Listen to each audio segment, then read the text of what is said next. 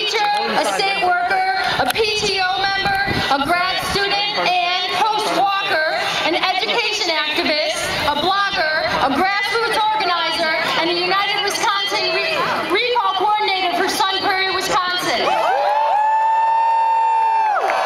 I've always been a politically minded person, but I've never been involved really beyond much voting and complaining and putting up Feingold signs in my yard. Scott Walker changed all of that.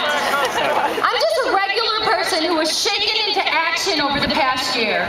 I joined the protest in Madison in outrage over what was being proposed in the most mean-spirited, partisan, divisive, power-hungry budget imaginable.